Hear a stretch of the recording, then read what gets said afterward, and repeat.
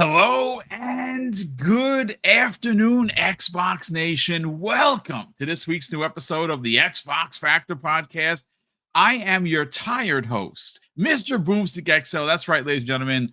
I feel like I have tree trunks for arms. I literally just finished a 50-minute boxing class and I am dead. But you know what? I am happy to be here because we have three absolutely killer topics to get into, and I cannot wait to do it. Hopefully, we will have Infinite Umber join us momentarily. But I think it's snowing pretty hard actually in Chi-Town, which I'm jealous because we got frozen rain here, which sucks. We need some snow. But Jamie Moran, how are you feeling? And some of the conversation we had about Silent Hill 2 makes me and should make a lot of people in this chat want to play it.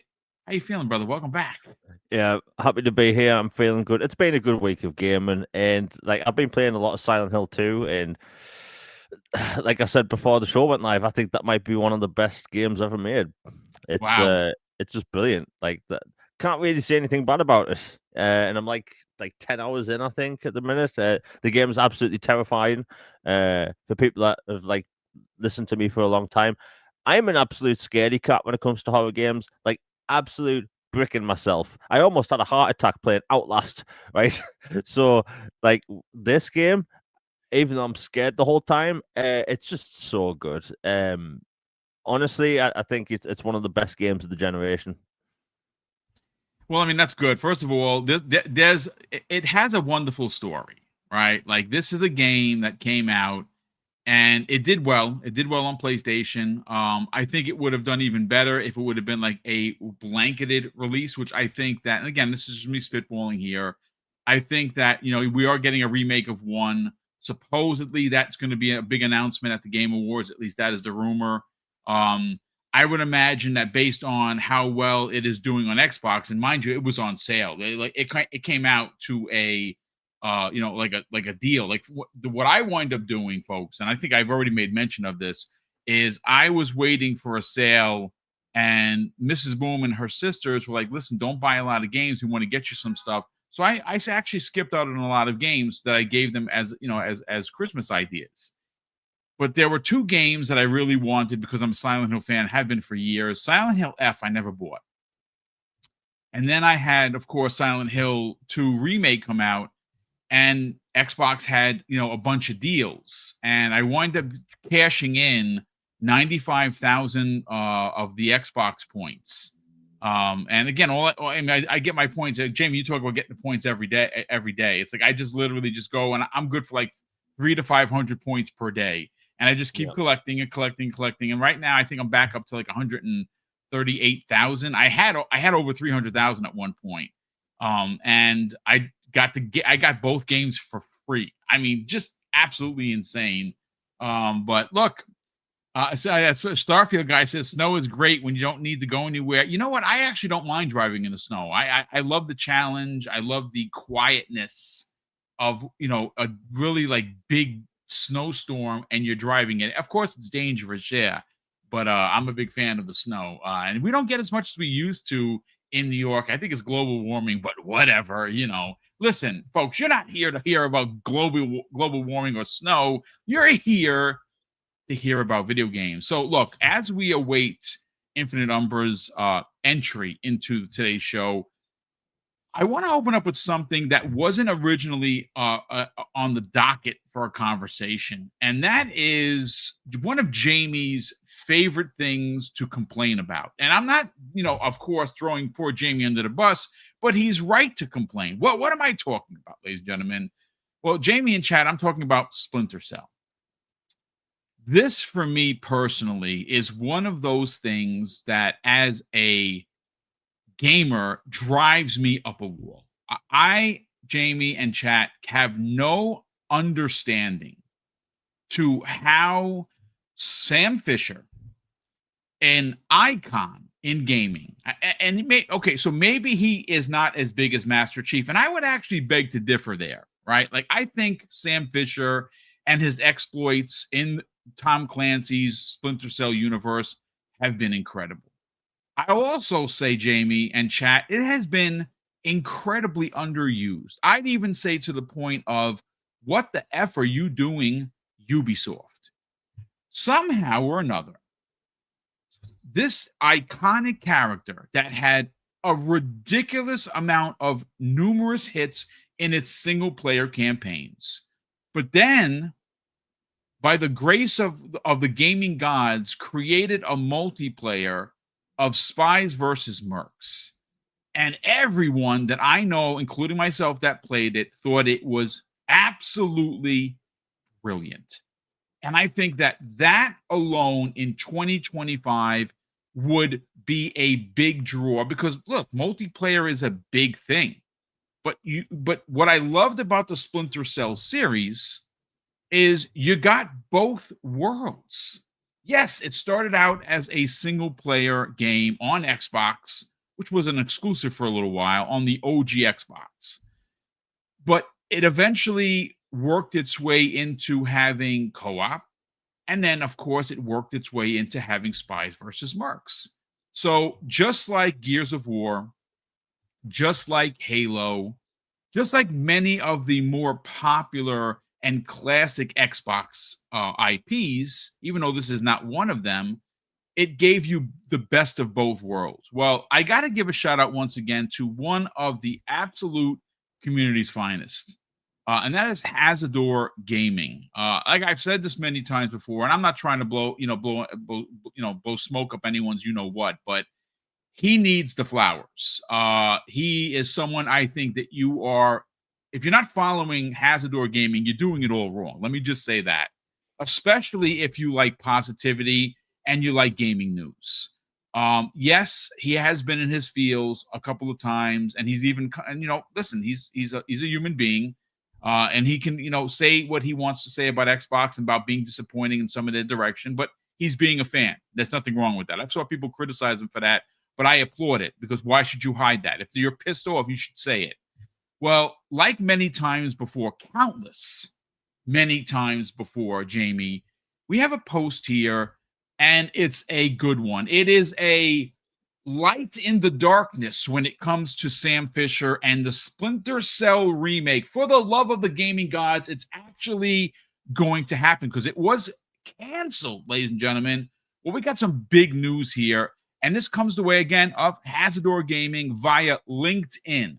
And Hazador goes on to say this, Jamie: Splinter Cell remake director David Grivell has announced that he is rejoining Ubisoft Toronto as the project's game director. And this is something he started way back in 2021 to finish the project, ladies and gentlemen. Holy cow. Like I said, I just think, Jamie and I were talking in the green room. Folks, look, I talk about this all the time. I am in no way, shape, or form a business manager. I don't have a business degree, but Splinter Cell is one of those IPs that will print money. It has not been around. We have not had an actual new Splinter Cell since 2013. I mean, like, what is going on? And look, remakes, I understand they want to get it right. You're going to have to modernize some of the controls, but we've seen remakes. Final Fantasy VII remake, just glorious. We saw just recently this year a couple of them. You had Metal Gear Solid Snake Eater, unbelievable, right? You had Oblivion come out. I mean, just god tier, amazing. So if you're going to not reinvent the wheel, Jamie, at least remake the original. And we know that it was going to be remade. I don't know how these things work, because I'm not a developer, but it can't be as hard as starting from scratch. You have the blueprints. You just got to modernize it. But thank goodness the original director that started on the project back in 2021 is back. Let's get your thoughts, Jamie. Where do I start? I have a habit of, like you said, I complain every week on my podcast about Splinter Cell in some form or fashion, because I need to. It's a great franchise, and it's in a space we just don't get games in anymore, right? a linear-ish style third-person stealth game. We just don't get them. And Splinter Cell was one of the marquee titles, marquee franchises for Ubisoft, and they lean on it hard, right? Every mobile game they've ever put out, every multiplayer game, basically every game ever has some sort of Splinter Cell themed skin or microtransaction in it. And every time I say this, I die inside, right? Because they're cashing in on this amazing franchise, and we just don't get games. We don't get games, and it annoys the living hell out of me. And when I saw on the news last night, people tagged me it, and it's like you think, oh, this is good news, right? The director's back, great. I actually took it the other way. I think it's bad news, but not for why people might think. Right? It's great that the original director is back. Yay! Everyone celebrates. However, the first Splinter Cell game isn't a big game. It's like a 13-hour long game. It's linear, and it's like, why have you taken 4 years to remake this game that you literally have on your server somewhere? All you have to do is make prettier graphics, modern controls. That's it, right? But from what I've heard in the past, the reason why Splinter Cell never happens is because of monetization, right? There's no way. Really think about this, Boom, right? How many games does Ubisoft put out that aren't open world? None, right? None. They don't put any games out that aren't open world anymore. We used to get Prince of Persia games all the time, Rayman games. Now we don't, because if you have this open world game, you can shovel in monetization methods throughout the wazoo, right? And look, I love the original Splinter Cell game. It's a 13 to 15-hour game, depending on if you get collectibles or whatnot, right? It's the perfect length for a game like that. You don't need a massive open world, right? Look at Metal Gear Solid, massively revered series. And then the second they went open world, yes, they had great gameplay in 5. Some of the best third-person shooter gameplay of all time. However, nobody talks about Metal Gear Solid 5 positively anymore when it comes to story, because it's terrible. It was forced open world. Nobody was asking for it, and stealth games don't work like that. Splinter Cell just needs to be a 12 to 15-hour game, but they couldn't do that. So they've spent 4 years probably trying to work some monetization method. And the thing is, I've noticed some developers the past year or so, they seem to be experimenting with different pricing methods, right? So not all games are coming out at $70. You're seeing some cheaper games as well, because just because a game exists and just because it's AAA does not mean it has to be $70 or £70, right? All they have to do is literally do what they said. Remake the game, beat for beat, don't change anything except the controls, and put it out, charge $50 for it, and they're going to have a huge hit on their hands. But they don't, because they're cowards, right? They think they can only put out these open world games where you unlock parts of the map with towers, and you can have skin packs and alternate universe expansions and stuff. Right? Look what they're doing with Assassin's Creed right now. There's always been crossovers with Assassin's Creed, and what they're doing in December, Attack on Titan. Right? Is that cool? Yeah, nobody's really complaining. However, it just goes to show what they're going to try and do, right? They're going to have skins for that. All these Assassin's Creed games now have skin packs for basically everything. And then you have Splinter Cell, this amazing stealth franchise. We haven't had one in 12 years. 12 years. Yeah, it's been a minute, brother. And they dropped the ball with Blacklist. And it has nothing to do with the actor as well. The fact that they promised us more content and they cancelled half of it because it didn't meet. Yeah, they've been doing it a lot lately. Expectations. It was terrible. And I love Blacklist. It's an incredible game. But the fact that they spending 4 years to remake a 12-hour game, that's worrying. Yeah. And what adds insult to injury, right? This one stings. This is salt in the wound, right? Back when Ghost Recon Wildlands came out, there's a mission with Sam Fisher, where that scene went viral on Twitter, where Sam Fisher's like, "Oh, it's only me when it comes to stealth," because that we knew Metal Gear Solid at that point ended, right? Well, it's not just bloody him anymore, because we haven't had any Splinter Cell games. We just have missions with him in it, in Ghost Recon games. Ghost Recon Breakpoint was disappointing. It launched broken. It didn't have any features. And we have Splinter Cell up in the wind, developing in 4 years. Oh, this remake's just going to take time. How? Why does this remake have to take 4 years? We got an Oblivion. Oblivion got remade in less time. Yeah, you're not wrong. And it hurt, man, because one of my earliest original Xbox memories was the Splinter Cell. The tutorial how you're walking across the ground and then there's some shattered glass on the ground, and that game teaches you, oh yeah, there's actual like things on the ground that make sound when you walk over them. Really cool at the time, really innovative, right? And now you just have Ubisoft. What they're going to come out with next? Another open world game.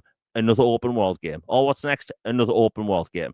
They are concentrating on open world, forced open world slop, right? And I have no problem with open world games, but everything has to be open world now by Ubisoft. And all of their live service games, right? Rainbow Six Siege came out, was a bit buggy, broken netcode, but now it's a huge success.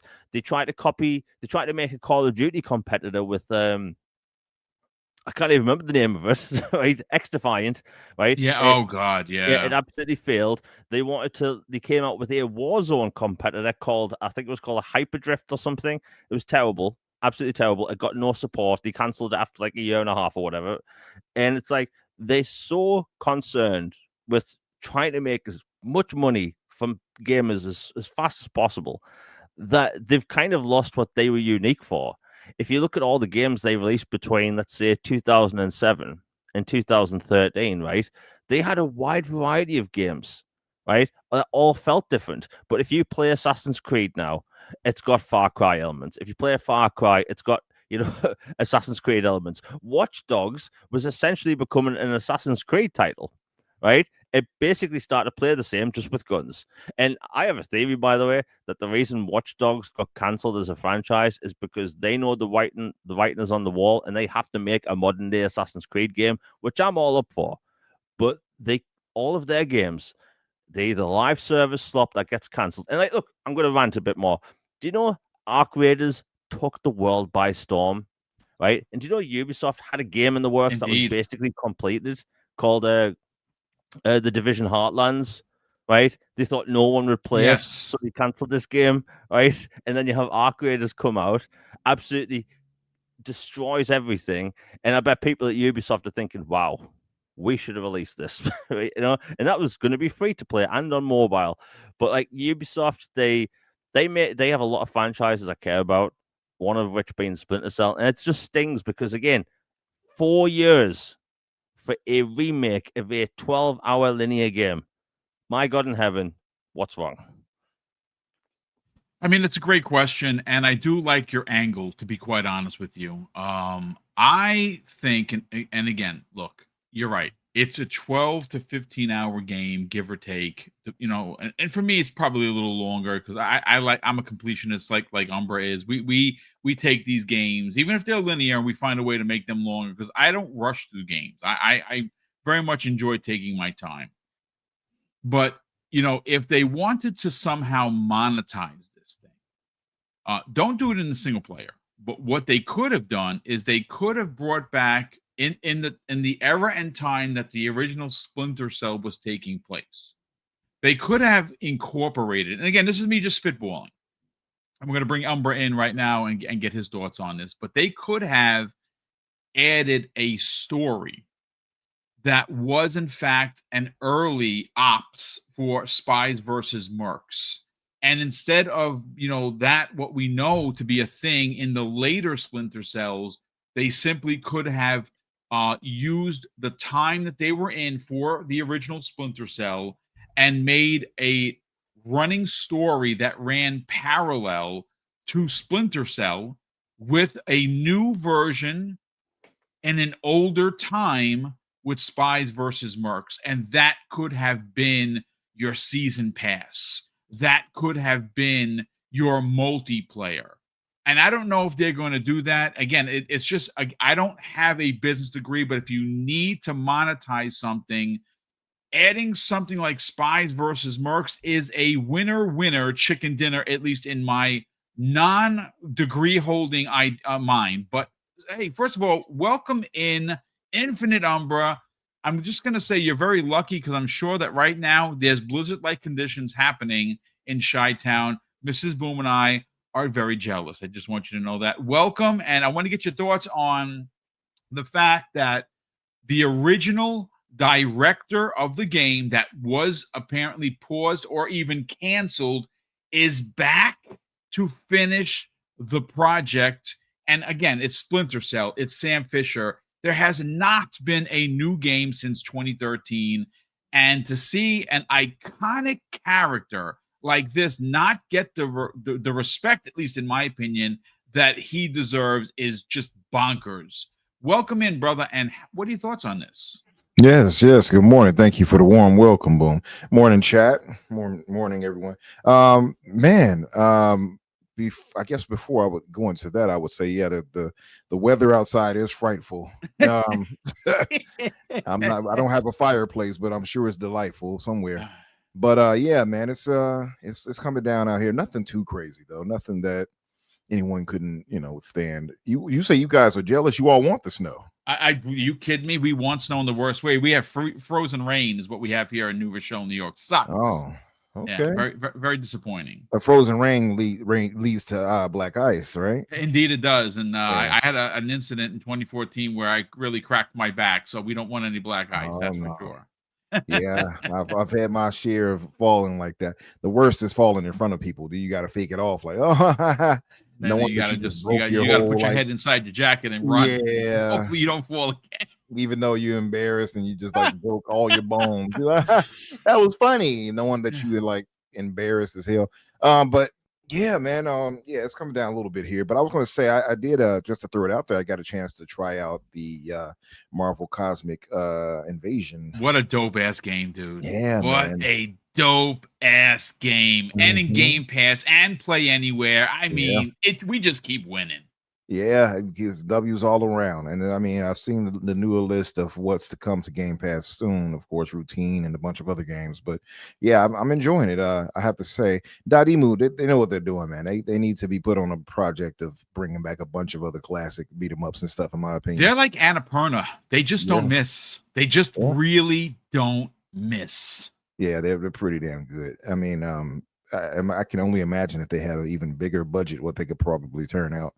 But that said, yeah, as far as this goes, this was great news to me. I mean, much like you guys said, it's been it's been a decade basically since we've had a new Splinter Cell, which is a shame because Sam Fisher and Third Echelon, they've led to a lot of classic tales. I mean, everybody loves Chaos Theory, everybody loves the OG Splinter Cell, right? And it led to certain innovations that I think not many developers kind of use when it comes to their gaming nowadays. Like we had in an OG game, we had the like the real time and shadows and light like situation with mechanics, like where you go further into the light and they obviously people will spot you, which is just based like obvious. And it played into that stealth wise. And I love stealth games.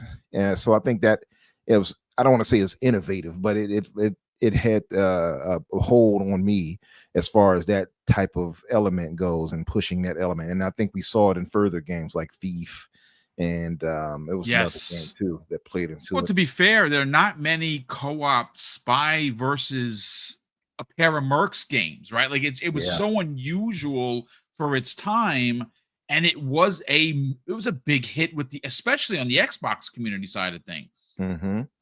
Yeah, for sure. Also, too, like you had this more grounded kind of take on an agent like this, which I guess you can kind of contrast with something like a Metal Gear, where you got Solid Snake and it's more of a fantastical kind of situation with these Metal Gears and all these other things that he has to face. But this right here always felt like super realistic in that sense back in the day, and I mean even up to Blacklist, which by the way Griffel here had worked on as well. So yeah, it's Splinter Cell has always had a special place, I think, just for Xbox in general, which is why I felt like once we heard about it going into development hell, like I wish that I know we were all like, oh, Microsoft, slow down on purchasing and no more, that's enough, right? Because of everything that's been happening, the layoffs, things like that. this was one of the properties I was still like, I do want them to get this, because it just always felt like it was home to Xbox to me. Indeed, And I think it's because of the OG Xbox. You know what I mean? But yeah, and somebody mentioned it there in the chat. Who was that? Crusader.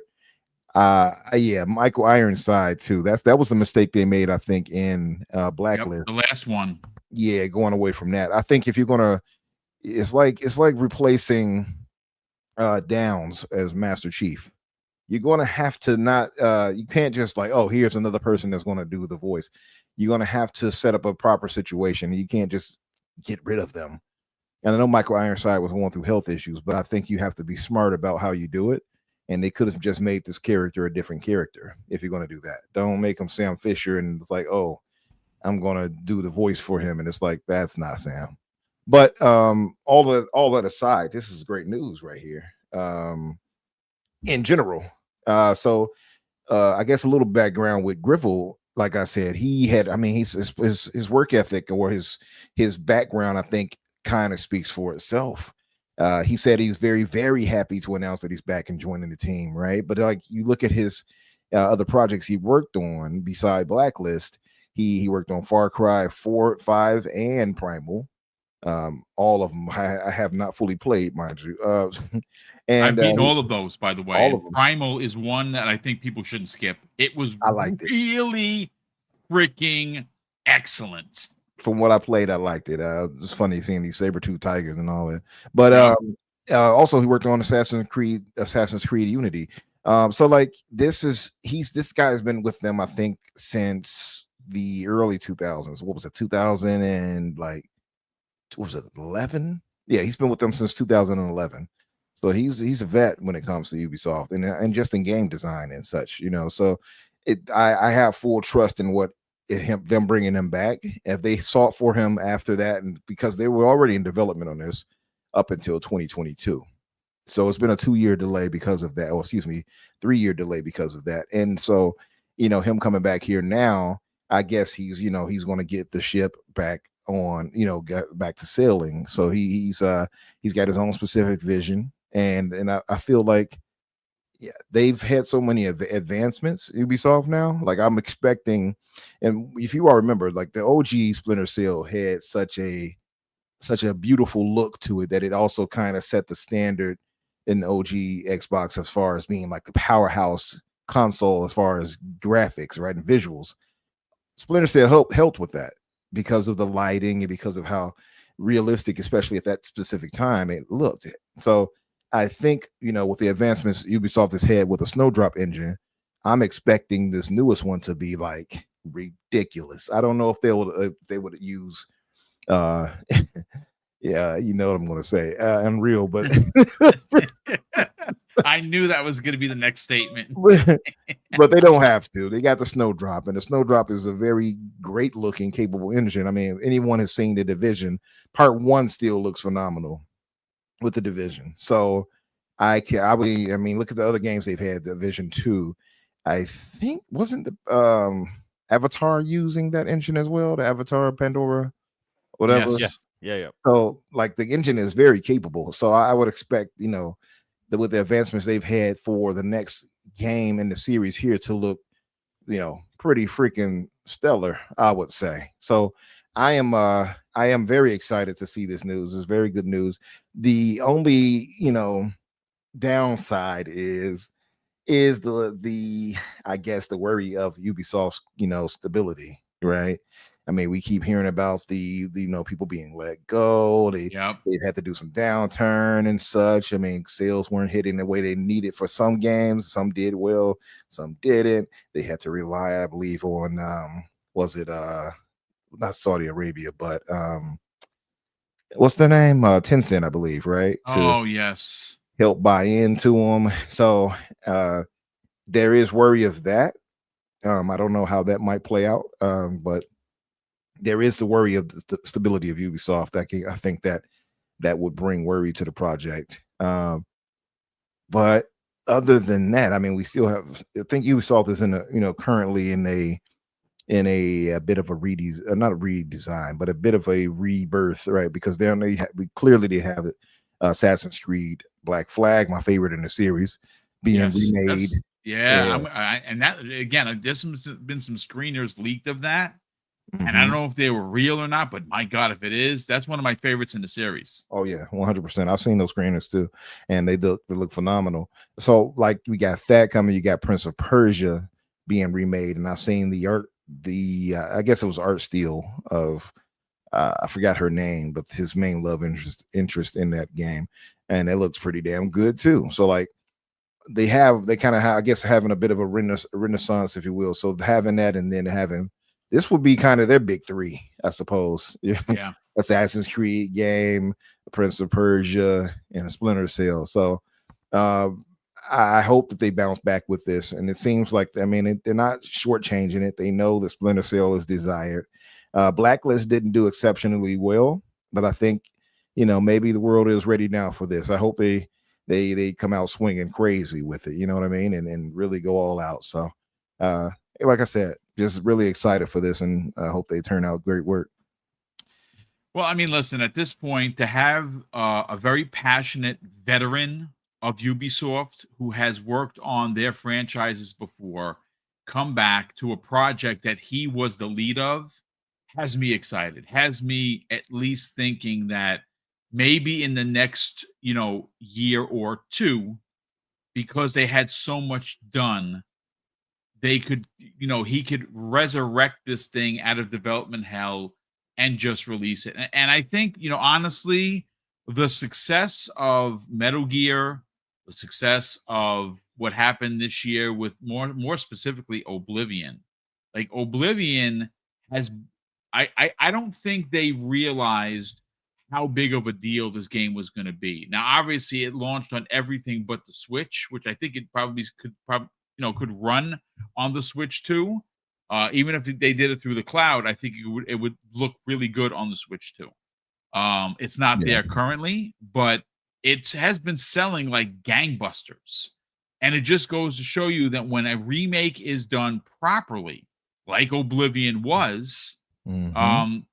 people are going to line up to buy it.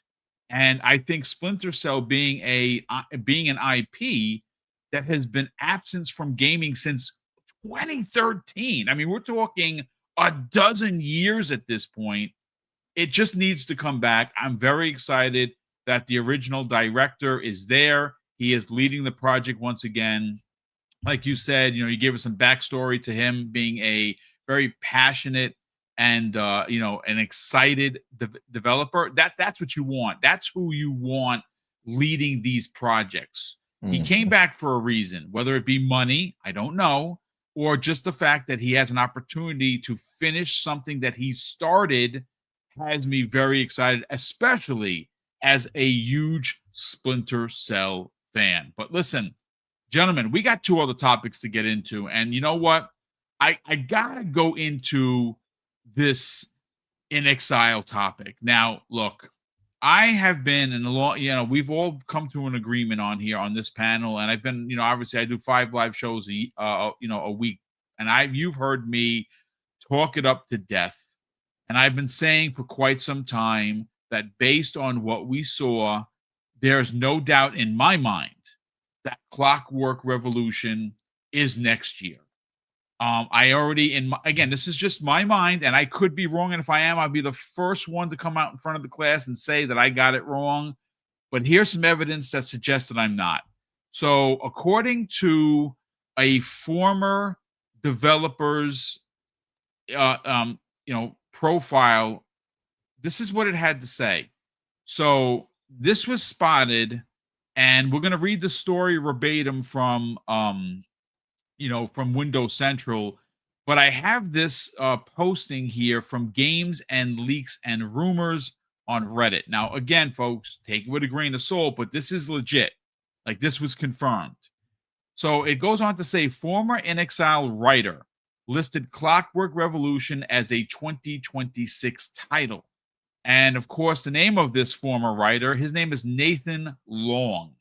Okay, so this is what was spotted, and this was what was put onto his profile. Now, I don't know if he caught wind of it. It's the story, broke a couple of days ago, and we are now just talking about it.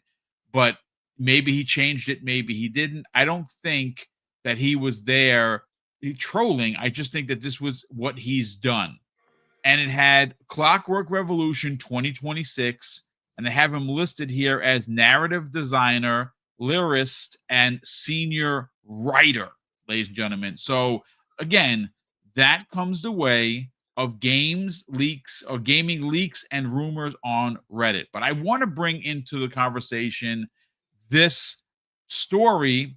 It was written by Adam Hales of Windows Central. This story has already been added to the show notes. So if you want to give this a click and give it a good read, you should, because it is actually a really good lead. Well, Adam goes on to say in his title, a leak has revealed that Clockwork Revolution's release window, giving us our first real clue onto when to expect this steampunk epic title.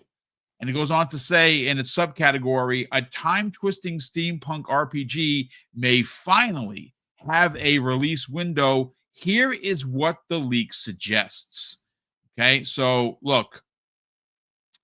The story goes on to say this, Jamie. Clockwork Revolution is the next big RPG from InXile, set in the steampunk city of Avalon with a strong focus on time manipulation. It was first revealed during the 2023 Xbox Game Showcase, where its rewind mechanic immediately stood out. The story goes on to say it returned at this year's Xbox Game Showcase with a deeper look at character creation, their abilities, and their weapons. The new footage reinforced how varied player builds can be and how the time-bending systems shape exploration and combat. So, look, I think it's safe to suggest, gentlemen in chat, that this could be one of the headlining games based on, again, this is all assumptions. This is all my personal opinion. But one of the big events that happens every year in January, which will be happening in just a month, ladies and gentlemen, from now. Yes, we're in December. It's the 2nd. You see, I got a Christmas background. We're putting up the tree tonight and the window lights, and we wanted snow. We're not getting it. It's fine, right? I'll move on. But it's Christmas time, folks, and I'm very excited. But what has me even more excited is next year, because next year is the 2026, and it is the 25th anniversary of one of my favorite platforms. That's Xbox, ladies and gentlemen. And we already know we're getting Halo, Gears, Forza, a new Call of Duty, potentially Modern Warfare 4, and Fable. Well, like I've been saying for weeks, months, now it seems like we're getting Clockwork Revolution. That's 6 AAA bangers. And what happens, gentlemen in chat, at the beginning of every January? Well, the same thing that's happened the last 3 years in a row, and that's been the Xbox Developer Direct. So, again, just me spitballing, Jamie, based on the fact that this game that has been in the works for quite some time, it looked polished AF when we saw it in 2023. Oh, by the way, it looked even better. In fact, I would even dare say it looked playable in what we saw in the summer. Well, now it has a release window of 2026. Me personally, I don't think it's the second half. And there's a couple of reasons for that. One, Grand Theft Auto is going to rule the fall. We know that it moved from May to November 19th. And there's some talk that might actually get moved into 27, but we will see. But this is a game. It's an open world RPG. It has time manipulation. It looks very BioShock-esque, if you want my honest opinion on it. And it is a game that could headline this year's Developer Direct, which I think is going to go very similar to what I'm about to say. I think you get Clockwork Revolution. I think you get a release date. And I think Playground Games is not there for just Fable. They're there for, of course, the story we talked about yesterday. And that comes the way of Nate the Hate, who says that Forza Horizon 6 is first half, which wouldn't surprise me in the least, because I don't think they're going to try and go up against Grand Theft Auto, which is November. And notoriously, that series usually releases between September and November. So you're going to want, your bookends. I say you keep Fable for the fall. You release it maybe in September ahead of Grand Theft Auto, and you open up the 26 campaign with Forza Horizon. We will certainly see. But Jamie, let's talk about one of my personal most anticipated games of 2026, Clockwork Revolution. Do you think that this is actually happening next year? I mean, my prediction since June when we saw the 5 minutes of gameplay it's releasing in April next year. That's my prediction. I mean, what we've seen so far looks fantastic. It's InXile's biggest game. In the past, they've always had problems getting money to actually make a game. And if you've played some of their older games, it kind of shows. They've struggled with the budget, but with Microsoft's backing, like they can actually make the games they want. This is their biggest game ever. Like if you look at any of their past games, not even close to this. And it just goes to show what they can actually make when they have more than $10. So yeah, the game looks fantastic. The combat actually reminds me of Singularity, which is an Activision game from like 2008 or 9. Fantastic game if anyone ever gets the chance. But yeah, the game looks phenomenal. InXile, their stories are unique. They put so much character development in their games, and they're such an underrated studio because like RPGs, they're a hot thing. Everyone, I don't know how people don't love RPGs.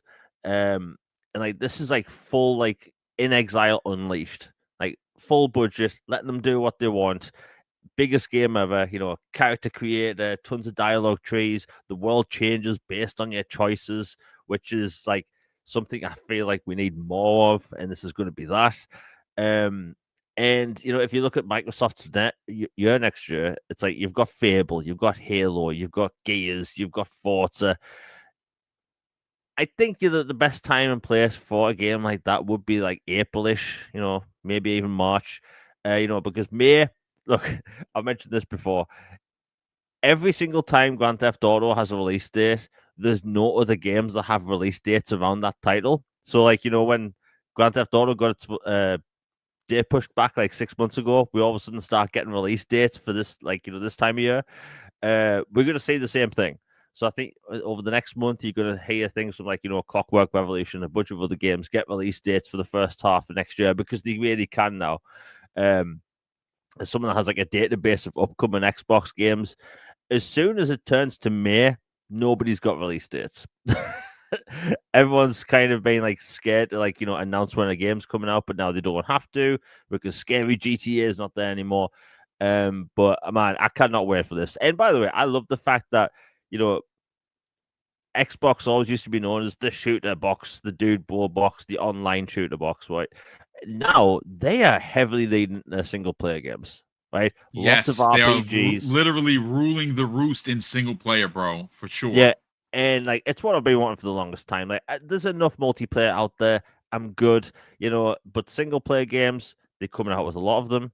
They have RPGs out the wazoo, and I love that. I mean, we're going to be getting a Fallout remake at some point, right? That's going to be huge.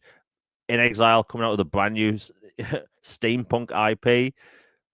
I'm so excited. Like, so many people like complain on a daily basis about Xbox, but if you look at like the game perspective, like what's coming out, how can you not be excited? So yeah, my prediction: April 2026, Clockwork Revolution, and yeah, we'll see it in September. Sorry, not September, January.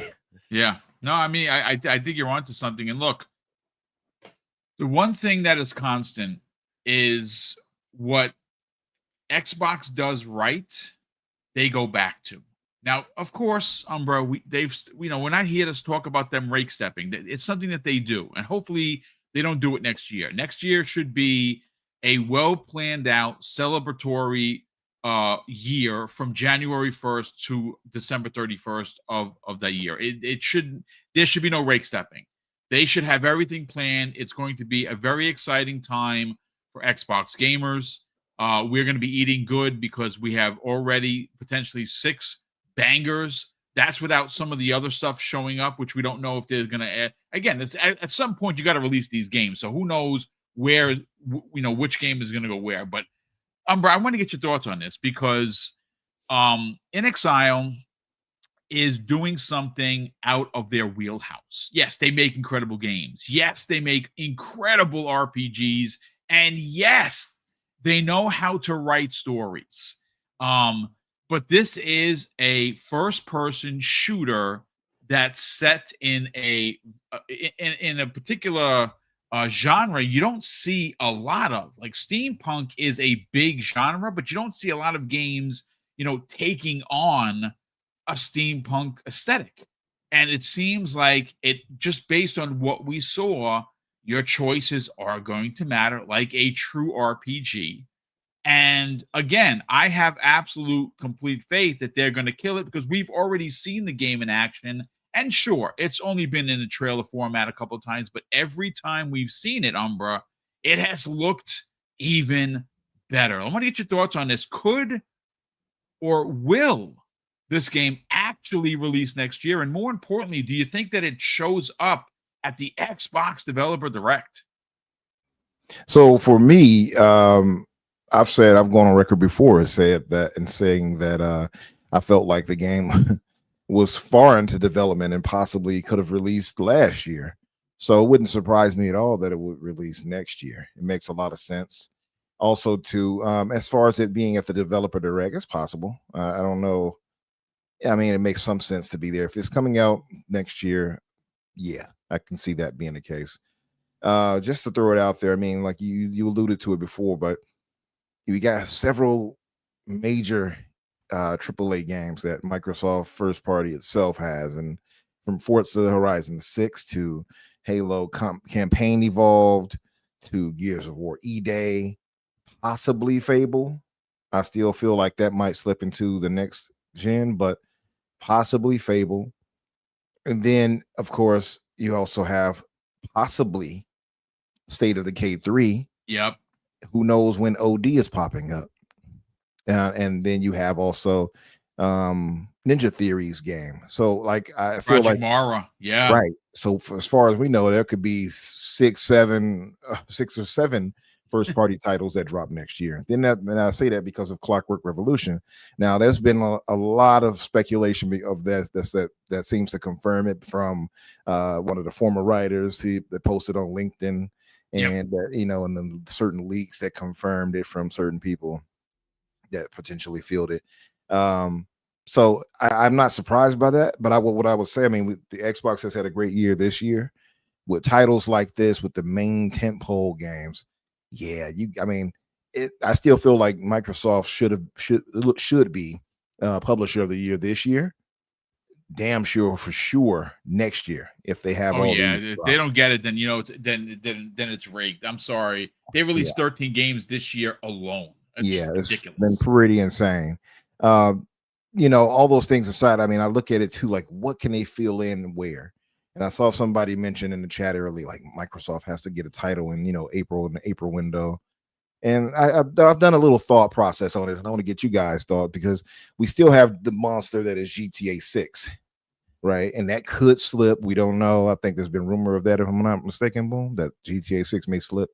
I mean, until the next there was year. A story last week that, again, I don't know the guy reporting it. Someone actually came out and said, "Oh no, don't believe this guy." Look, it's Rockstar, and if we want to just keep it tight, and you want to say, okay, it already moved from May, it has an actual release date now of November 19th. Here's the problem with that, though. The problem is what is going on internally. And a lot of people aren't talking about that. There have been protests, there have been strikes, and this all stems to that 45 people that were fired, right? Because, of course, they were talking about the game in their Discord. Somehow this Discord conversation became public, and they got all let go. And there was a lot of pushback. So when you don't have the people making the game, you have a potential of having that game delayed. And on top of that, there's been a lot of talk behind the scenes about the game being quote unquote, and I hate to use the word, woke, and they had to go and change a bunch of things. So I don't know what's going to happen, but it could very well be moved into next year because hell, it's already scheduled for November 19th. So if you just add a couple of months of delay, you're getting into 2027. So I mean, it's possible. Yeah, I don't believe for 1 second that Grand Theft Auto would be more like, conscious and like No, it's got to be what it's always PG. been, just Yeah, cheeky and on the over the point. top. Yeah, Yes. I don't believe that. I feel like that's just those are the FUD grifters out there doing that nonsense. Yeah. But I believe February, March, you might have Forza Horizon 6. I think that could be a release window for that, February and March. April and May, Halo campaign evolved could possibly land. I would give a caveat though, that if it doesn't drop in April, May, maybe around November to kind of be Well, around its November anniversary. 15th seems to be like, even though November 15th is a Sunday, so they'd Yeah. obviously have to release it either before or after. But I kind of feel that because Halo is so synonymous with Xbox, Hmm. it would almost be a lost opportunity, at least for me, not to have that game come out around the actual 25th anniversary of the platform and of Master Chief, Cortana, and Halo Combat Evolved. That's just me. Yeah, for sure. That's why I say if it's not April or May for that, I would think November, just because it coincides with the anniversary. Um, September and October, probably for Gears E-Day. Um, November, if not Halo in that, maybe Fable there. Yes. Um, Bookend the year, just like that, just like Obsidian did this year with Avowed to open up the mhm. year Yep. in February, and then close out the year with the Outer Worlds 2 last month. Yep. And then so maybe if this is why I believe, yeah, Clockwork Revolution could pop up at the developer direct if it for sure has a more of a, I guess, mid-year release, like a June and July release. Yeah. And what better way to cap off the summer showcase, the I would say E3, but you know what I mean, the summer showcase for Xbox, than having either a shadow drop or an announcement that Clockwork Revolution will be releasing in the next week or so, or Yeah. something like that. So that would be nice for that too, for sure. Yeah, I mean, like I said, like you guys pointed out, I mean, the game looks great. We know about how it's set up, this steampunk aesthetic and everything. I'm excited to play it. InXile has been a great get from Microsoft as well. So yeah, excited to see what they do, man. And I think that could fill out the year for them. And then I start to wonder, like what third party are they going to get to fill out months and things like that too. So to me, I've said it before, I feel like for them to really make Game Pass seem worth the price tag that they have it now, they need to grab at least a few third party AAAs to bring to the service. So I would hope that they do something like that, something that's maybe unexpected that they can bring to the service. I don't know what that could be necessarily. I mean, I would love it if they managed to get something like a Crimson Desert or something like that. But yeah, I don't see that being in the cards, but that that would be pretty cool. But no, next year is going to be pretty crazy for Xbox, for sure. Like, just again, looking at what we have, I still have my doubts of Fable to some degree, but I mean, even if they don't have Fable, with all of the other games that we know are likely to drop, including Clockwork Revolution, it's about to be a crazy year in 2026. Well, I mean, if they just, I'll put it this way: if they would have just released Halo, Gears, Forza, and a new Call of Duty, right? Like that's an already ridiculous year. Like there is no one that is going to be able to match that.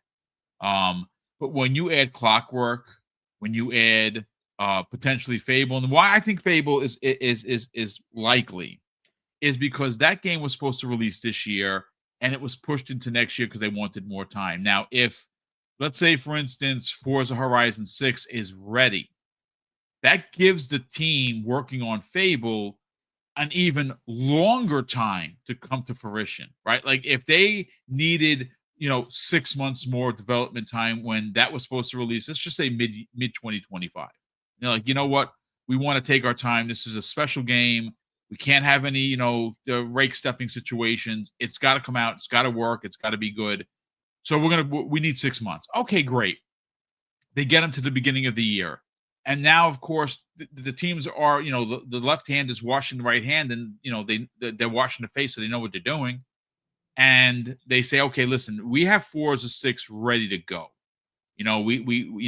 It's ready, it's done. We need this much time. We can have it ready to go at the beginning of the year. Again, it's not going to be January, but it could be, February, March, April, right?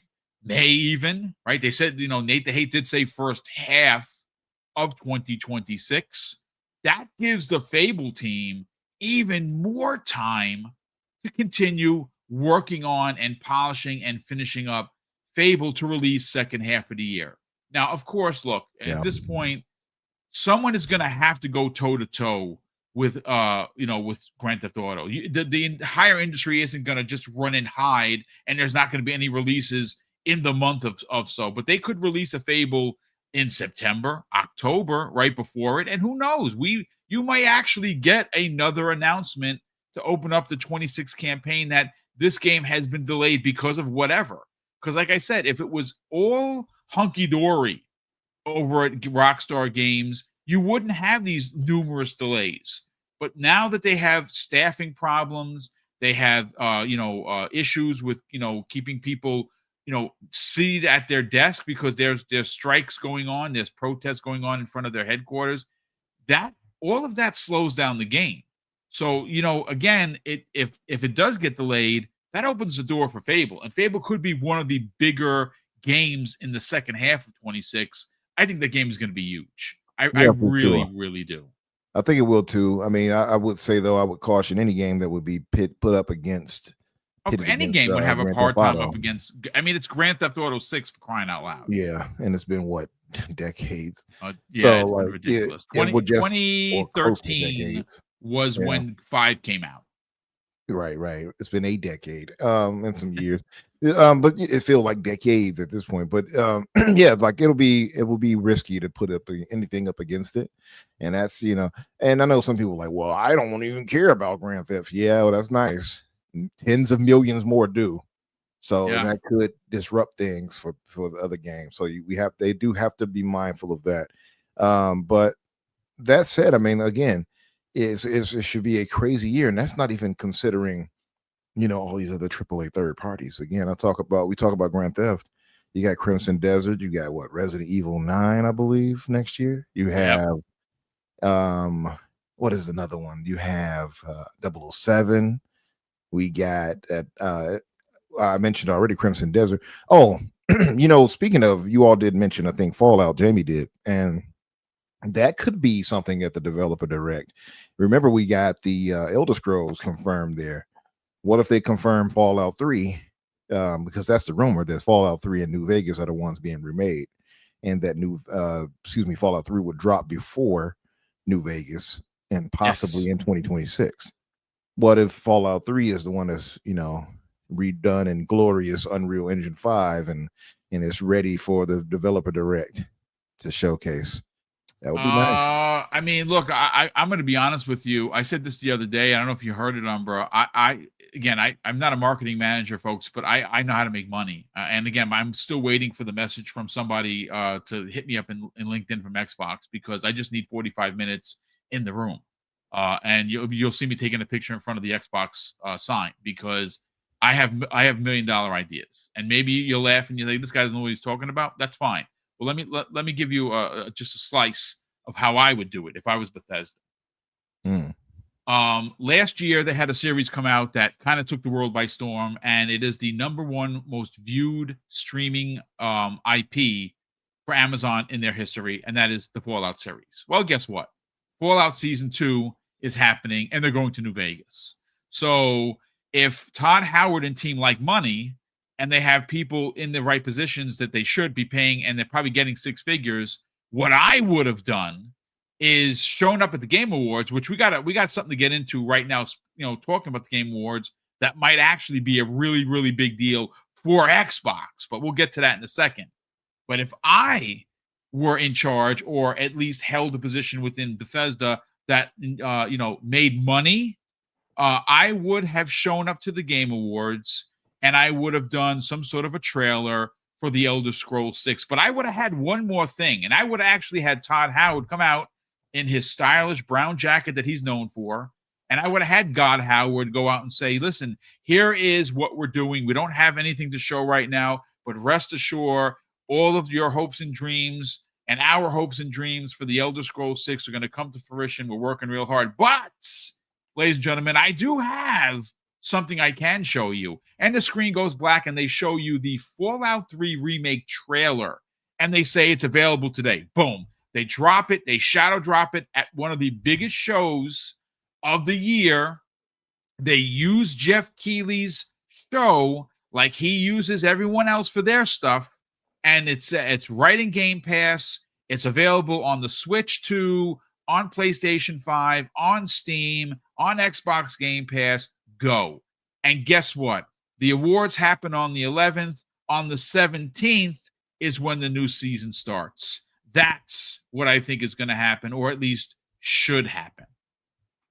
Yeah, that makes some sense. I saw some rumors, or at least I guess theories and thoughts that the New Vegas release would happen around season 3 for Fallout TV series. Yeah, yep. Because it'll coincide. Yeah, so that'll be dope for sure. And I mean, because they're supposed to go to New Vegas in there, so that will be dope. That's why I feel like 3 could be a shadow drop. Excuse me, just for the purposes of the show and them trying to capitalize off that, you know, because of the TV show, the new season dropping. So yeah, hopefully. And I still wonder what, if anything, Microsoft may show at the Video Game Awards this year. I wonder if we'll get anything. We still have a mystery to that weird statue thing with the. We're gonna segue into that, brother. That's what we're doing next, because this.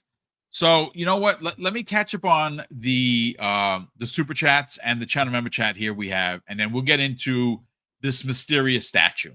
Starfield guy, who's been a channel member for 8 months, goes on to say this: Oblivion remake, Red Dead remake, Fallout 3 remake, Black Flag remake, Lions and Tigers and Bears. Oh my!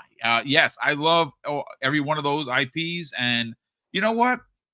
I have no problem revisiting games I spent hundreds and hundreds of hours, and every one of those are a winner. Fallout 3 was I think I got almost every achievement, including the DLC, except for like a handful. Oblivion was what a great surprise this year. And Black Flag, if the screeners are real and that's what it looks like, whatever I'm playing gets stopped and I'm going right back into Black Flag.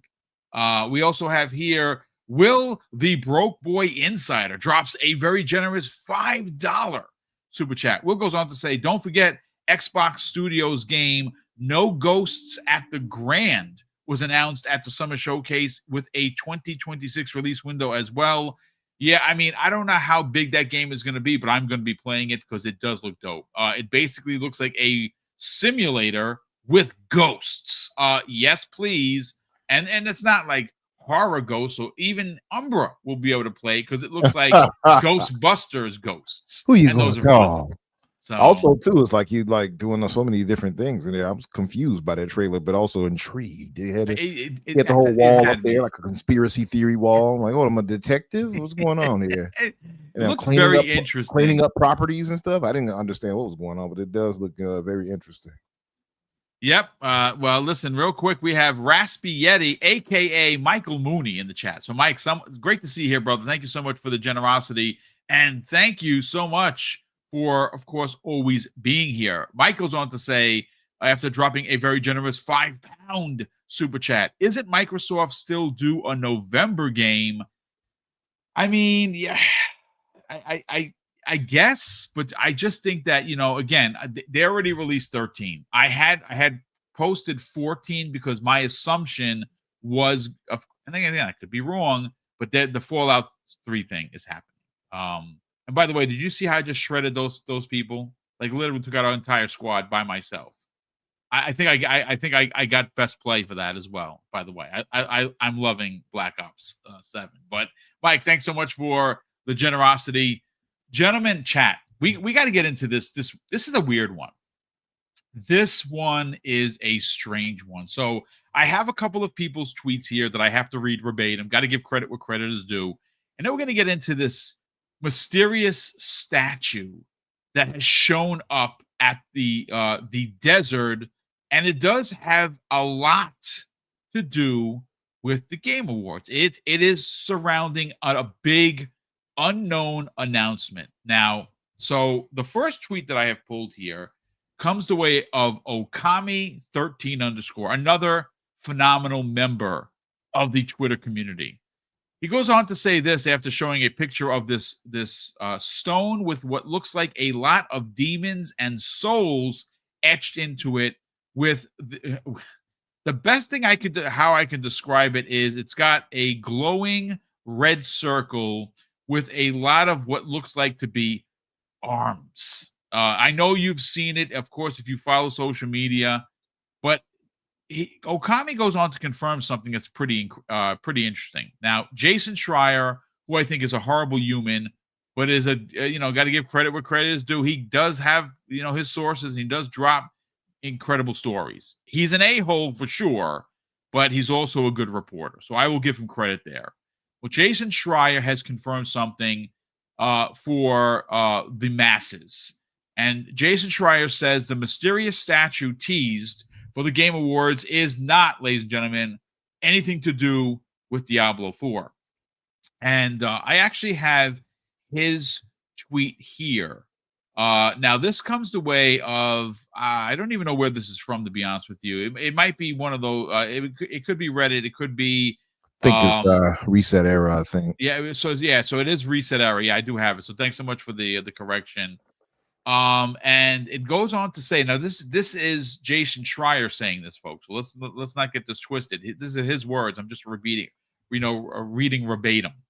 He says, no idea where Jez is getting that from, but this statue is not teasing a Diablo 4 expansion. I don't currently plan on reporting what it is. Sorry, but it's a good one. Now, why he's referring to Jez Corden is Jez Corden had reported that this was something to do with potentially a Diablo 4 expansion. Well, it turns out that it's not, but that's not the only thing here. Now, I saw Ecstasies actually put out a post where he was deducting that this might have something to do with God of War. Now, again, folks, I don't want to spoil anything for you, but apparently the God of War remake was one of the big announcements for Jeff's show, and that doesn't surprise me because him and Sony have a good relationship, and it was spoiled by somebody that took a picture of the before and after of the old Kratos from the early PlayStation days, and what the new Kratos looks like in the remake. What I can tell you is that it looks amazing. I don't know whether or not it is a remake of 1, 2, and 3 or just a remake of 1, but you know what? I don't care how much it is. They're getting my money because the original God of War trilogy is awesome. But here's an interesting, and this comes the way of screen time. Okay, they're one of the trades. Apparently, it was thought to be that this statue had something to do with God of War. Well, according to the trades and, of course, Screen Time, wrote, Sony Santa Monica has confirmed that Jeff Keighley's tease for the Game Awards is not related to God of War. Okay, so what the heck is it? If it's not Diablo, if it's not World of Warcraft, because it doesn't look like it is, what the heck could this thing actually be? Now, here's the thing, Umbra, and I'm going to bring Umbra in first on this because you sent me a lot of the things that we use for today's story, so I want to get your hot take on this. But, Umbra, what this could be is something to do with the Elder Scrolls, because a lot of those demons and even an alligator, demigod on there looks to be directly from the Elder Scrolls. But you know what's interesting? I pulled a story here from InsiderGaming.com, and this was written. This is written in the beginning of this a while ago, July 3rd of 2025. Now, what we do know based on this story is that Bethesda has canceled funding for several unannounced projects at multiple studios. But what it doesn't say in this story is that they have canceled any of their own projects. Got to remember, this is around the time where they had all those that bunch of layoffs. They canceled a bunch of games. They closed a bunch of studios. But the one thing that the story did not touch on, Umbra, was that Bethesda themselves, who we know are working on multiple titles, well, those titles were not announced to be canceled. So could this statue that looks like Oblivion, it kind of looks like an Oblivion gate a little bit, to be honest with you, could this be another Elder Scrolls game that was unannounced? Or could this actually be a reveal for what I was talking about, having Todd Howard fly out to the Game Awards and present a potential teaser trailer for the Elder Scrolls 6? Let's get your thoughts on this, man. World premiere. Yeah, exactly. Yes. I expect to hear that, for this. So it's been confirmed that it's not God of War. Right. It is. I don't see any imagery that would make me think it's Gears of War.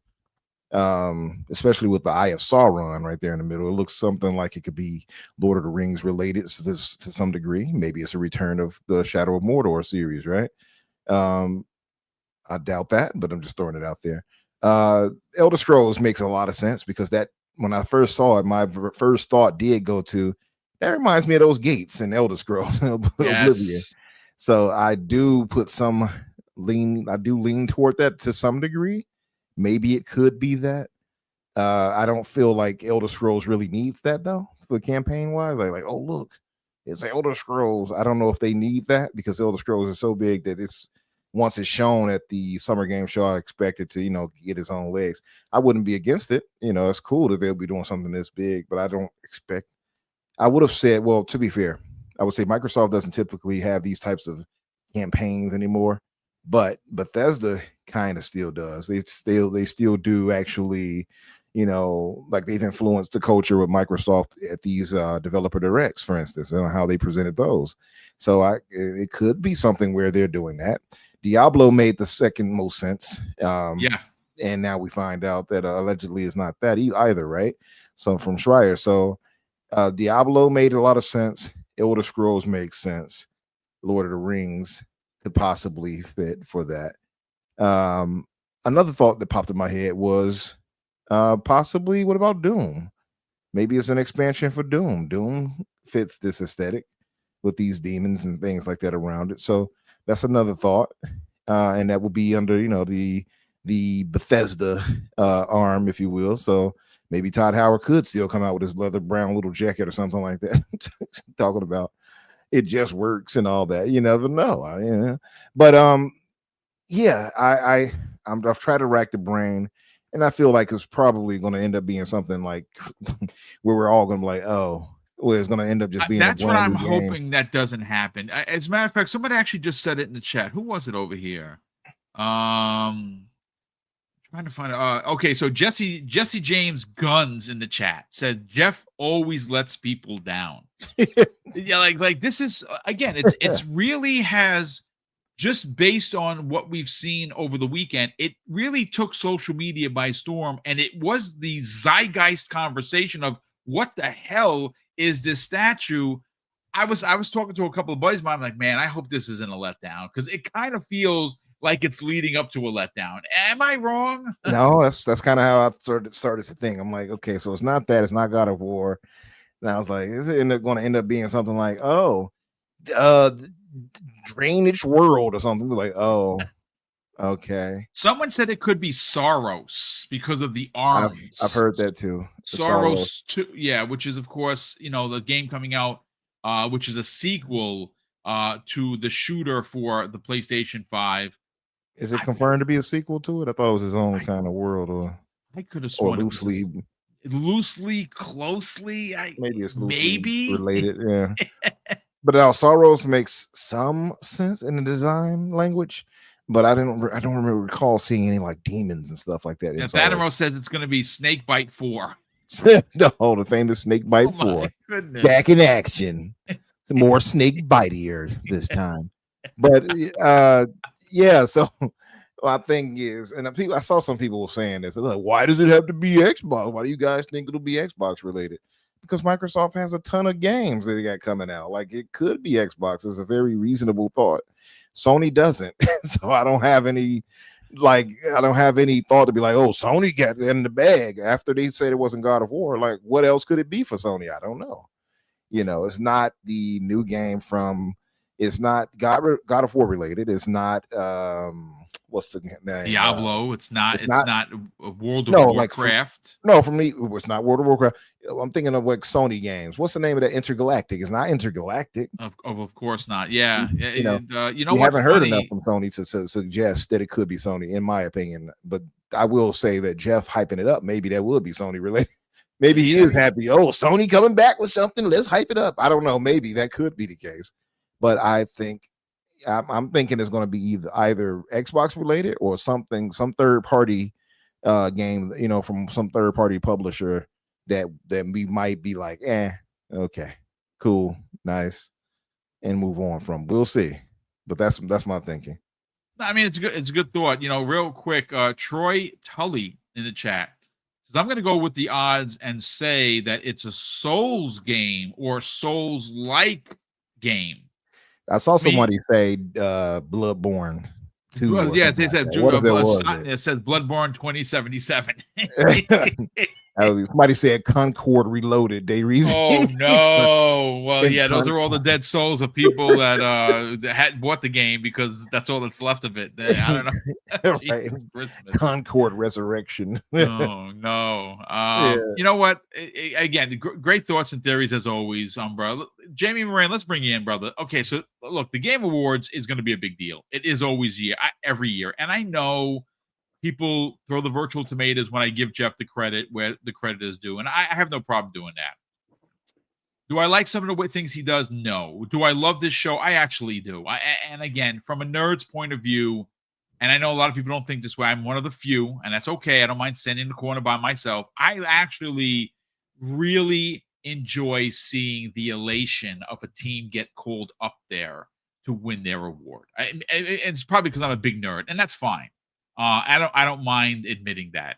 But this statue, it costs money. Like this thing is massive, and it doesn't look very intimidating during the day. But when it's lit up at night, because it has light, it has smoke. It's a very elaborate thing. Go to social media and just type, Diablo 4 in the desert. You'll see this thing come up because that's what it originally thought to be, an expansion. Jamie, what could this thing be? Could this be something? Could it be the Elder Scrolls 6? Could it be something new from Bethesda? Because again, they are working on several projects, and as much as we want Fallout and we want Elder Scrolls and we want to continue with Starfield, they could have a team doing a dedicated side type of game, and maybe that's what this is, or maybe it's a big letdown. What are your thoughts, man? I mean, I don't want to burst people's bubble, but I think, like, if you look at Jeff Keighley shows in the past, right? How many different years in a row have we had rumors, I'm doing air quotes, rumors for Half-Life 3, right? And Jeff Keighley has never acknowledged it. He's just done little teasers and winks and whatnot. And then when the secret game gets announced at the Game Awards, it's never the thing people want, right? Last year, Jeff Keighley was almost on stage crying. People can go back and watch it. It looked like it was about to be in tears, and he announced Intergalactic, the new Naughty Dog game, right? The way he was acting, you'd think he was going to announce something like Half-Life, right? If you go back 2 years prior, there was this one more thing for the Game Awards. The whole night had been building up to this one point, right? And do you know what the game was? Fast and the Furious, the video game. Right, a C-tier title that nobody played, and the people that did play it regretted it. Right, so like I say this, I'm like, I think people need to calm their expectations down a bit. Like just because a teaser exists doesn't mean it has to be the biggest thing ever, right? So like Diablo, that would be big. I'm sure it would disappoint some people, but Diablo is huge. Elder Scrolls, I think that is like look, I would love to see the new Elder Scrolls game in the works. It went into full production after Starfield got released, but like they typically don't really announce Elder Scrolls games that way. You know, it had the CGI trailer back in 2016 or 17, but typically they show gameplay off like 5 months before the game comes out. Right, Yep. That's what Bethesda typically does. So I don't think this is anything to do with Bethesda in general, right? I think this is Lords of the Fallen 2. Right, the You did say that in the DM, dude. yeah, the creative director posted on Twitter like a week and a half ago on about how like they have more surprises coming to the first game as well as they're going to show off the sequel at some point, right? So like to me, it just screams Lords of the Fallen 2. And plus the main enemy eye design thing from the door or whatever we can call it doesn't look very Elder Scrollsy to me, you know. And people are looking at the armor thinking that's God of War. Like, but there's only so many different kinds of medieval armor you can do, right? You know, it's plate style armor, scale style armor. So, like, to me, it's Lords of the Fallen 2, right? And I think if people look, we've had Half-Life 3 rumors. I'm not saying the door's Half-Life 3, but I'm just using this as an example. We've had Half-Life 3 rumors constantly for 20 years, right? And this year in particular, there's been more than ever. They've had hardware announced. There's a lot of eyes on Half-Life 3 apparently being announced in the next 2 weeks, right? Now, with that being said, we're all looking at the Game Awards thinking this is going to be the biggest thing ever, not just for Half-Life 3, but they're going to announce some huge games. Like this could be a total War Rome like spin-off or something. It could be anything, right? You just have to look at the art style, look at the main enemy with the eye thing.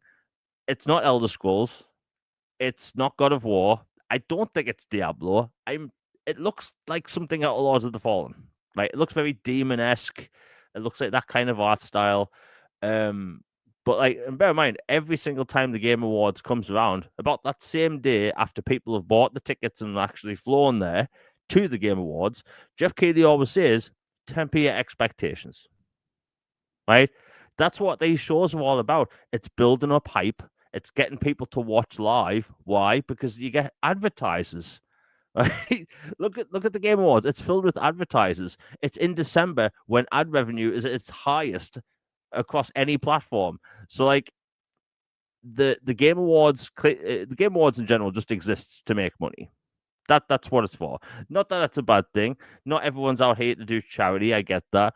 But like, if we're going into this Game Awards show expecting to see, you know, Elder Scrolls 6, Gears of War ED gameplay, a Red Dead Redemption 3, like we're not going to get that, right? If you're a big game developer, such as like Microsoft, you don't need to spend millions of dollars getting 5 minutes of airtime at the Game Awards. You're bigger than that. Why do you think we don't see Rockstar games at any of these shows? Because they're bigger than that. You know, certain games just are. I look at that door and see Lords of the Fallen 2. Right? I don't think it's that deep. And look, I would love to be wrong. If they come out and say, hey, this is Elder Scrolls 6, and by the way, we have this freaky eye door thing, I'd be like, cool, now give me the game. That's going to be great. I know I don't want to put it down on the situation, but like ever since I saw that Fast and the Furious game at the Jeff Keighley Game Awards show 3 years ago, has there one more thing been a throwaway C-tier title? That's your one more thing? No, not on my watch. So like that's why I don't get that excited about the games that's going to be shown. It's going to be great to see developers get their awards and stuff, and I'm sure there's going to be a lot of cool games announced there. But I can't see it being the hopes and dreams people think it is. Yeah, I mean, you're not wrong. Look, there's this. You've made mention of it, Jamie, that there are unfortunately been more letdowns than like incredible surprises. The last major surprise that I think just it stopped the presses was when Xbox showed up with the first look at Hellblade 2, but more importantly, the Series X. I actually still think that that is the big announcement. I still believe that the partnered OEM, under the box or under the TV box that is rumored to be releasing next year, I actually think that is happening. Now I'm probably 1,000% wrong, but I'm still gonna bang that drum until I'm proven such. But again, this statue, no one listen, the whole point of this statue, ladies and gentlemen, was to do exactly what the three of us and the chat have been doing, and that is coming up with theories and thoughts and talking about it. So the marketing has worked, right?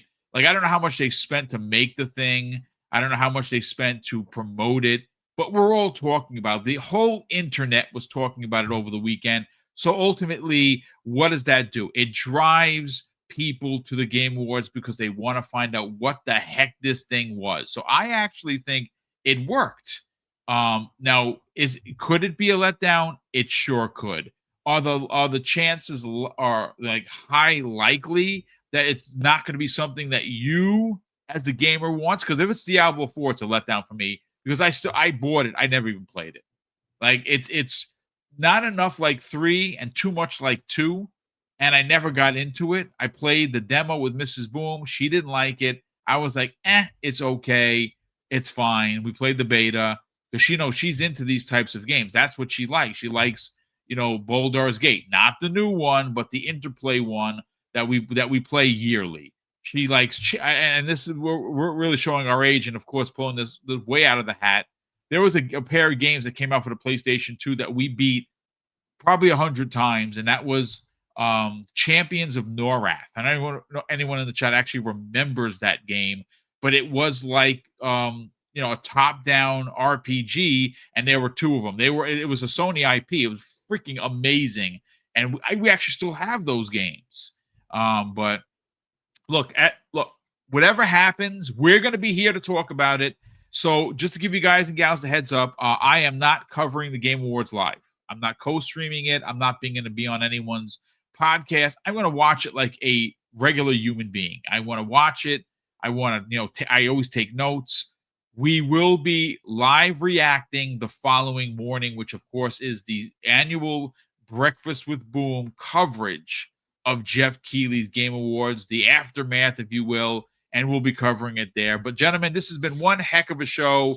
We're at the 90-minute mark. I want to get everyone out of here, but I do want to catch up on a couple of super chats we have here. Oscar Wheat drops a very generous $2 super chat. This is very interesting. I think what he meant to say, he says, what if it's Rise Son of Rome 2?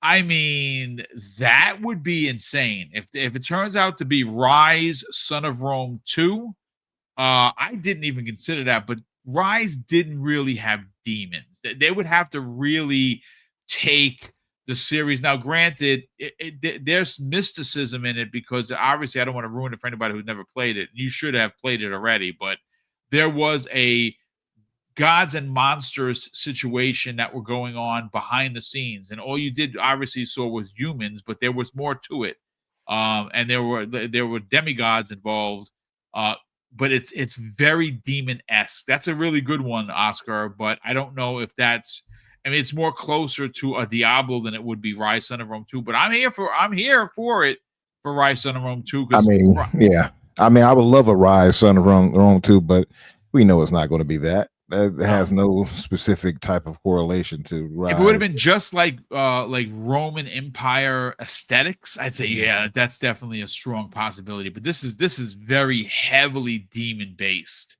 Yeah. So if it's not Diablo, it's not Doom, it's not the World of Warcraft, it's not God of War, I will say color me intrigued for sure. Yeah, brother. I have to say this. So I've seen a few people in reply saying it can't be Lords of the Fallen 2 because it's not a big enough game. You have to think about it from the developer's perspective. Like, we have this game we've been working on for years. Let's promote the hell out of it. Let's get in fact, it makes more sense for those developers to promote the game this way because I'd agree. They have less trailer time across the board, right? There's less people talking about it on social media. So if you have this big thing, like everyone's talking about this right now, what's that bloody door with the eye thing, right? And like, look, I'll give 2 examples. In the past, there's been games that could have been big that were kind of disasters that have had huge marketing. Like, do you know, Duke Nukem Forever had an absolute colossal marketing campaign. right? Dude. To the point where in Durham, my city, my 1,000-year-old city where I live, right? They had literally bars.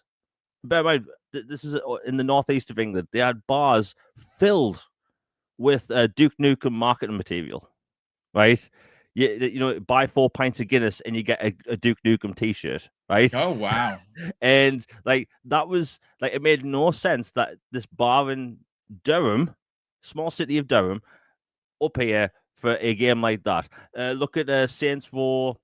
I think it was Saints Row 4, where they had a marketing campaign so big, they had parties in Vegas and whatnot, which almost crashed the entire company, right? So, like, if you look at this door and think Lords of the Fallen isn't big enough game. By the way, I'm not saying this as a huge Lords of the Fallen fan. I'm saying it as it looks like Lords of the Fallen, right? If you look at it from their perspective, they have hype for a new game. They've had a bunch of updates for the previous game. Why wouldn't you spend the extra cash, right, to maybe put this door in the middle of nowhere and have Jeff Keighley post about it? Because they made a lot of money off the last game. They're going to spend money on marketing this new game, which has some hype going into it in the soul space. So, like, yeah, I get people wanting the biggest game ever to be announced here, but I'm putting it out there right now. I would be shocked if it's not Lords of the Fallen 2 or Diablo. I mean, again, great points of view. So real quick, Oscar Wheat drops an additional very generous $2 super chat and answers his original question. He says, what about Heavenly Sword 2? Now that is very interesting because Sony owns the IP, but Ninja Theory made that game. Maybe they could collaborate to bring that game not only back for PlayStation, but on Xbox. Oscar, I like what you're putting down there, sir. That's a really good point. Is there any design language though in the Heavenly Blade series that shows like demons and this Eye of Sauron looking thing? You know what? I there were monsters. I'm pretty sure of it. I mean, I don't know. I mean, there were dragons for sure, right? Like, so I don't know if there are demons, but listen, it's doing the job. We're still talking about this. We're trying to get out of here, and we're still talking about the statue. So Jeff Keighley, he's a master marketer, folks. What about Darksiders? Ooh, Darksiders has that's a good one. That's a real. I didn't see anybody say Darksiders, and mind you, Darksiders 4 is going to be a 4-player co-op game where you are playing one of 4 of the Horsemen of the Apocalypse. So holy shit, that's a really, really good one. Folks, obviously we got to give the flowers. That's for you because I didn't even consider that. That's big. That could exactly be what it is. Love that series because it does look hellish for sure. Yeah. That's a good one. That's a really good one. So Day Reezy in the chat says it's Umbra Scrolls Infinite Slumber Source me. Oh my goodness. The slander of it all. Listen, to sleep on. Yeah, and you know what? Let's get you on out of here so you can get your sleep on. Umbra, sell the brand, brother. Obviously, a couple weeks ago you had the episode 100. I was a part of that along with a bunch of other people. It was a great show. Now we want to see it hit 200. Obviously, the other day, and I got to give him his props. The team over at WBG, and that's Dirk Riggedy, Joey, Ray, and of course Sean, celebrated their 300th episode. It's a really big deal, folks. Like I said, I don't think people understand how difficult YouTube is, and to do anything and to have that many episodes on whatever you're doing, whether it be TTSing or crocheting, it's difficult. It's not easy to content create, and it's not easy to actually put together that many shows, whether it be 100, 200, or 300. And I don't even know where we are right now. I know that we've been doing YouTube officially 8 years. I know we have over 8 million views in those 8 years, which is bonkers to me. But I couldn't tell you the episodes. I lost count a long time ago, so I don't think I'm ever going to have a episode 1,000. We probably had 1,000, maybe even have 2,000 episodes for all I know at this point. But again, it's very difficult. So shout out to Dirk Riggedy and the team for doing what they do, and they make console warring. Even though I don't personally do it, they make it fun, and they're necessary to kind of push Unnecessary back evil. against the trolls. Sorry. Shout out to Dirt and them. I actually missed the show. I thought I had like I started listening to it this ago. morning when I was doing the wash. Okay. Which is what I usually do when watch. I listen to their shows. Yeah. Shout out to them. I mean, yeah, he mentioned it when we had all the guys on that they were approaching 300, but I didn't know it was coming that soon. I guess time. I thought it was a couple of weeks away. When I saw the episode 300, I was a little surprised. But you know what, Umbra? Let's sell the brand, man. The Fix. Yeah. This Thursday, you, of course, Crusader, and Daniel J. McGee. Mr. I Hate Nintendo, and I can't wait to see his thoughts on Metroid Prime, which, by the way, the reviews are out. It's average. It's sitting like an 80 something. I don't care what anyone says. It's Metroid. It's Nintendo Switch 2. I'm buying it. It's actually been. I already got my shipping notification. I cannot wait to play it. It looks dope. 80. Yes, it looks old, but it's fine. Yeah. It's Metroid. But I'm sure Daniel J. McGee, Mr. Sticks and Rocks Nintendo players, is going to have a lot to say. Sell the brand. Where can people check out The Fix? Thursday evenings, 8 p.m. Eastern Standard Time. And more importantly, subscribe and follow you guys on social media. Yes, sir. As far as social media, of course, Infinite Umbra or Umbra Infinite, you'll find me either way. Like Boom said, Thursday, 8 o'clock Eastern, The Fix. That's what myself, Jamie. I almost said Jamie Moran. Jamie Moran has joined our ranks, fellows. Daniel J. McGee and Crusader. I'm not quite sure what we'll talk about this week. I might try to think outside of the box, and it seems like the news. I don't want to have the same circulation of everything we spoke about being the same thing, though I do want to get the fellas' thoughts on it. So it may be in our news roundup, and I'll find a major topic to speak on instead. We'll see. I have to iron it out, but I hope you guys can come by. And if you have not subscribed yet to the channel, it's easy to find us. Put in my name. Put in The Fix as well with it, and you'll find us. But I'll also post a link in a second. Would appreciate if you guys subscribe. And if you are, or would like to help a brother out and the channel out to grow, for whatever purpose we may use it for, memberships are active as well. It's not costly. You can get the lowest tier if you would like, and would appreciate it. Yeah, Boom, shout out to you and Jamie doing your thing. And talk with you guys next week. Absolutely, brother. Well, great to have you here as always. Thank you, of course, for the stout opinions as you always bring to the table. Jamie Moran, let's talk about your show tonight. You and Logan talk about Xbox. You talk about it in a positive way, and of course, we want to get more people to subscribe to the All Things Xbox happening tonight. And of course, that is 6 p.m. Eastern Standard Time. I obviously, listen, he talks about Splinter Cell. He has more thoughts and theories into why he thinks this is both good and potentially sour news. But, obviously tune in tonight at 6 p.m. to get that. But that's not the only topic, folks. He usually brings a dozen topics in tow. And he just released a video, folks, talking about the biggest games coming to Xbox in December. Jamie, sell the brand, brother. Where can people subscribe to the YouTube channel? Check out the new video, but more importantly, follow you on the socials. Yeah, thanks, Boom. It's always a pleasure. The Elusive Gamers, my YouTube channel. I exclusively cover Xbox. I try to talk about Mass Effect at any given opportunity. No surprise there. All Things Xbox podcast is on Tuesdays at 6 p.m. Eastern. It's always a fun 2-hour show there. We tend to have anywhere between 12 and 20 topics. It's all over the place, but it works somehow. It's always a fun time over there. No console war, and just a fun time talking about games. And that's 6 p.m. Eastern on the Elusive Gamer YouTube channel. And I also do Twitter, which is JamieManUK, where it's exclusively gaming and jokes. Well, thank you so much, you guys, for being here. Thank you, chat, for being here. As always, had almost 500 people watching live, and that is a big deal on a Manic Tuesday. So thank you so much for hanging out with us. Of course, if you are someone that's finding the channel for the first time, please consider subscribing, as we are now in the hunt for 17K, and we'd appreciate every new sub that we get.